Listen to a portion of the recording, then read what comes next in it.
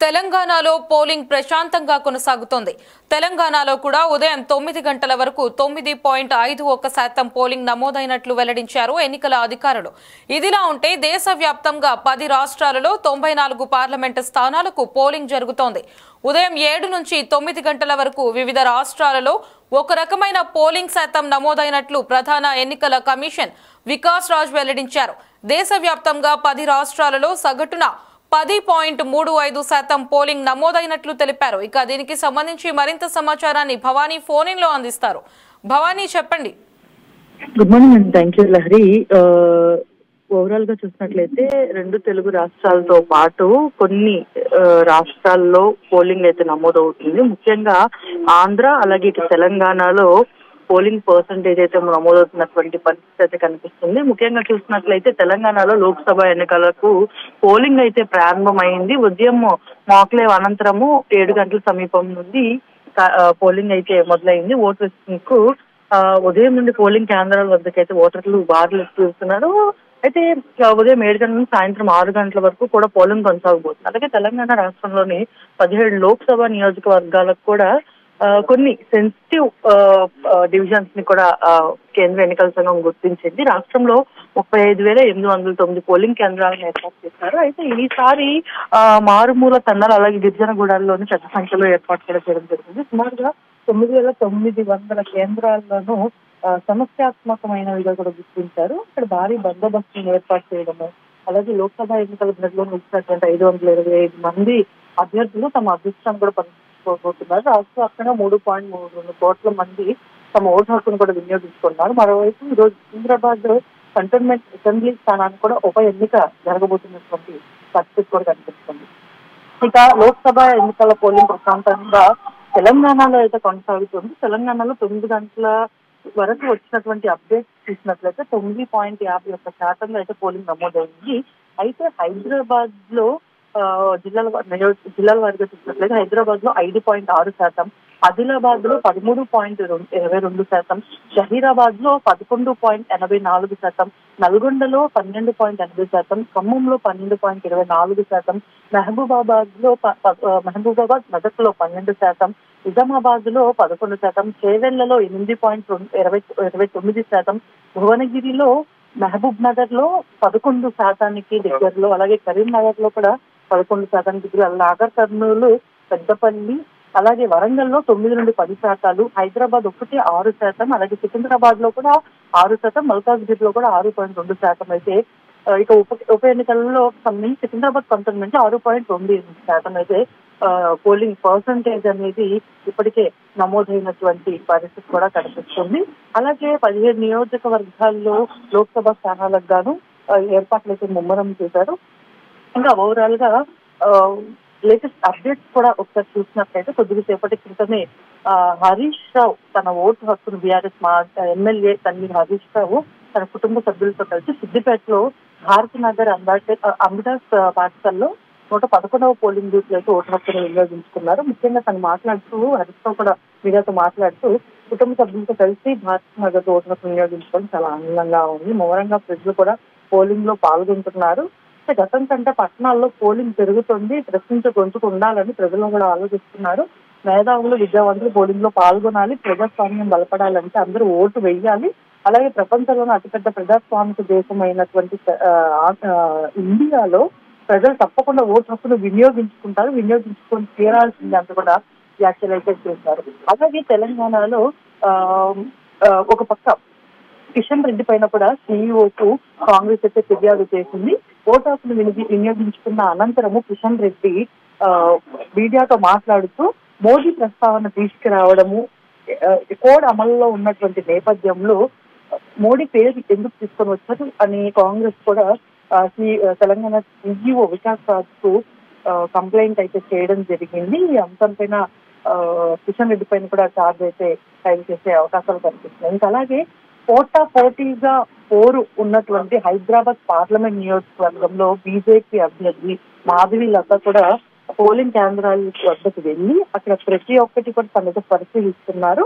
ముఖ్యంగా మాధవి లత అంటే ఓటర్లు రిపీట్ అవుతారు అన్న ఒక కోణంలో అందులో కనిపించినటువంటి చాలా సూపర్ హైపర్ సెన్సిటివ్ డివిజన్ కాబట్టి అక్కడ ప్రతి ఒక్కరి ముఖాలు అంటే బురకాలు వేసుకొని వచ్చి ఓట్లు వేసే అవకాశాలు ఎక్కువగా ఉన్నటువంటి నేపథ్యంలో ప్రతి ఒక్కరు ప్రతి ఒక్కరి ముఖం చూసి అధికారులు ఓటు వేసే విధంగా చర్యలు చేపట్టాలి అంటూ ఇక్కడ మాధవీలత ఒక హుకుంని జారీ చేశారు. అయితే వచ్చిన ఓటర్లు ఎవరైతే వస్తున్నారో వారి ప్రతి ఒక్కరి ముఖం తాను చూడడంతో ఓటర్లు అలాగే అక్కడ ఉన్నటువంటి అభ్యర్థులు కూడా ఆగ్రహం వ్యక్తం చేశారు. పోలింగ్ కేంద్రాల్లో అభ్యర్థికి అసలు ఏం పని అంటూ ప్రశ్నించారు.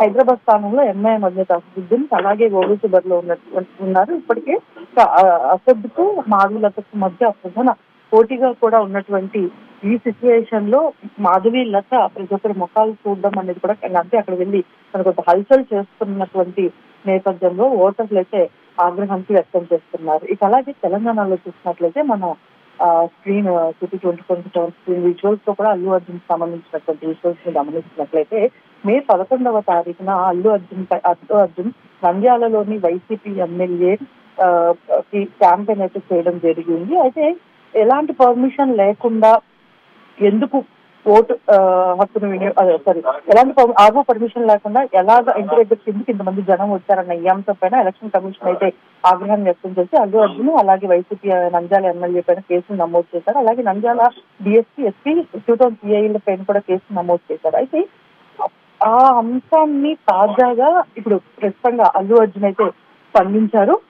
ముఖ్యంగా దేశవ్యాప్తంగా లోక్సభ ఎన్నికల నేపథ్యంలో ఈ రోజు 4వ దశ అంటే 10 రాష్ట్రాలు అలాగే కేంద్రపాలిత ప్రాంతాల్లో 96 సీట్లకైతే ఓటింగ్లు జరుగుతున్నటువంటి ఈ క్రమంలోనే తెలంగాణలో 17 నియోజకవర్గాల్లో కూడా పోలింగ్ జరుగుతున్నటువంటి సిచ్యువేషన్ లో అల్లు అర్జున్ ఒక పోలింగ్ కేంద్రానికి వెళ్లి ఓటు హక్కును కూడా జూబ్లీ హిల్స్ లోని ఒక పోలింగ్ కేంద్రానికి వెళ్లి అల్లు అర్జున్ అయితే ఓటు హక్కును వినియోగించుకుని మీడియాతో తాను మాట్లాడుతూ కీలక అంశాలను కూడా వ్యాఖ్యానించడం అయితే జరిగింది. నంద్యాల వెళ్లిన మాట వాస్తవమే, అసలు తనకు ఏ పార్టీతో కూడా సంబంధం లేదని నా అనుకున్న వాళ్లకు తప్పకుండా సపోర్ట్ చేస్తానంటూ కూడా అల్లు అర్జున్ అయితే స్పష్టం చేశారు. ఈ క్రమంలోనే తాను నా అనుకున్న వ్యక్తుల్లో ఒక వ్యక్తి వైసీపీ నంద్యాల ఎమ్మెల్యే రవిచంద్ర తన ఫ్రెండ్ తన రాజకీయాల్లోకి రాకముందు వారానికి ఒకసారి మీట్ అయ్యేవారు. ఇప్పుడు రాజకీయాల్లోకి వచ్చిన తర్వాత 6 months ఒకసారి మేము మీట్ అవుతున్నాము, దానికి సపోర్ట్ చేయడానికే వచ్చాను. లేదంటే ఈ ఇష్యూ చాలా వైరల్ అవుతుంది. అలాగే వైఎస్ఆర్సీపీ అభ్యర్థి సిట్టింగ్ ఎమ్మెల్యే రవిచంద్ర కిషోర్ రెడ్డి కూడా తనకు 15 ఏళ్లుగా ఫ్రెండ్షిప్ బాండింగ్ ఉందని క్రమంలోనే తను పాలిటిక్స్ కి వచ్చారు కాబట్టే ఆ ఊరు వచ్చి సపోర్ట్ చేశాను. అందుకోసము తన అల్లు అర్జున్ ఇప్పుడే కాదు 2019 సార్వత్రిక ఎన్నికల టైంలో కూడా తన భార్య స్నేహారెడ్డితో పాటు కలిసి వెళ్ళారు. ఈసారి వెళ్ళి విషెస్ చెప్పడం అలాగే మీట్ అవి రావడము ఒక సపోర్ట్ అయితే చేయడానికే వెళ్ళాను అంటూ కూడా తనైతే తెలిపారు. ఆ సమయంలోనే అక్కడికి భారీ సంఖ్యలో ప్రజలు గుమ్మిగూడము, దాని తర్వాత అల్లు అర్జున్ పై నంద్యాలలో పోలీసులు కూడా కేసు నమోదు చేయడము, ఎన్నికల ప్రవర్తన నియమాల వచ్చి ఉల్లంఘన కింద కేసు నమోదు చేయడం, ఎన్నికల ప్రచారం కోసం వైఎస్ఆర్సీపీ అభ్యర్థి ఎమ్మెల్యే రవిచంద్ర కిషోర్ రెడ్డి కూడా నివాసానికి అల్లు అర్జున్ రావడము, దీంతో అక్కడ జనాలు గుమ్మికూడడంతో ఇంకా ఎఫ్ఐఆర్ లో కూడా ఎమ్మెల్యే పేరును కూడా చేర్చడంతో ఇదంతా ఇంకా ఓకే యాక్సెప్ట్ చేస్తున్నాను అంటూ కూడా అల్లు అర్జున్ అయితే తెలిపారు. బట్ ఓవరాల్ గా మాత్రం తనకు ఏ పార్టీతో సంబంధం లేదన్నది. గతంలో ఎన్డీఏ కూటమి కూడా తను సపోర్ట్ చేసినటువంటి అల్లు అర్జున్ ఇప్పుడు తనకు ఏ పార్టీకి సపోర్ట్ లేదు, తన వాళ్లకు మద్దతు ఇస్తాను అని ఒక్క మాటతో అయితే తను చూసుకున్నటువంటి పరిస్థితి కూడా కనిపిస్తుంది. ఇలా ఎన్నికల సిచ్యువేషన్ లో పర్సంటేజ్ అయితే ఇంత పెరుగుతున్న ముఖ్యంగా తెలంగాణలో 10% పర్సంటేజ్ అనేది ఉన్నటువంటి ఈ నేపథ్యంలో కొన్ని ప్రదేశాలు సూపర్ సెన్సిటివ్ డివిజన్స్ గా కూడా పరిగణనలోకి తీసుకొని పోలీసులు అక్కడ అధిక బందోబస్తులను సైతము ఏర్పాటు అయితే చేయడం జరిగింది. లహరి మనం చూసుకున్నట్లయితే కేవలం 2 గంటల్లోనే 10.35% పోలింగ్ నమోదైనట్లుగా కూడా అధికారులు చెప్తున్నారు. మరి ఈ రోజు సాయంత్రం 6 గంటల వరకు పరిస్థితి ఎలా ఉండబోతోంది? ప్రస్తుతంగా చూసినట్లయితే తెలంగాణలో కూడా వాతావరణం కొంచెం భిన్నంగానే కనిపిస్తుంది. ముఖ్యంగా ఒక పక్క వర్షము అలాగే ఒక పక్క ఎండ కూడా ఉన్నటువంటి ఈ నేపథ్యంలో ఓటింగ్ అంటే ఓటు హక్కును వినియోగించుకోవడానికి 6:30 క్యూలలోకి వెళ్లి బారులు అయితే తీరుతున్నటువంటి పరిస్థితి తెలంగాణలో అయితే కనిపిస్తుంది. ఒక పక్క కొంత ప్రశాంతంగానే జరుగుతుందనే చెప్పాలి తెలంగాణలో. అయితే బారులు తీరుతున్నటువంటి ఓటర్లు తమ ఓటు హక్కును వినియోగించుకొని వెళ్ళబోతారు. అంటే గతంతో పోల్చుకుంటే ఈసారి అంటే ప్రజలు చాలా చైతన్యవంతులు అయ్యారు. వారు తమ ఓటు హక్కును వినియోగించుకోవడానికి అంటే గతంతో పోల్చుకుంటే ఈసారి 10 రెట్లు ఎక్కువగానే పర్సంటేజ్ అనేది నమోదు అవుతుందంటూ కూడా ఇప్పటికే ఎలక్షన్ కమిషన్ అయితే తాజాగా ఒక అప్డేట్ ని కూడా ఇవ్వడం జరిగింది. సో ఓవరాల్ గా ఈ రోజు సాయంత్రం 6 నుంచి 7 గంటల లోపు ఎవరైతే క్యూ లైన్లలో ఉంటారో వారందరినీ ఓటు హక్కు వినియోగించుకునే విధంగానే చర్యలు అయితే చేపడుతున్నారు. 10 రాష్ట్రాల్లో అలాగే కేంద్ర పాలిత ప్రాంతాలతో పాటు 96 లోక్సభ నియోజకవర్గాలు నేడు నాలుగో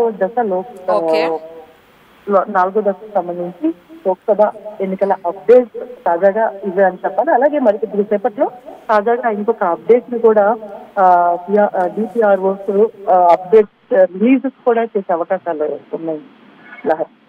రైట్, థ్యాంక్ యూ భవాని.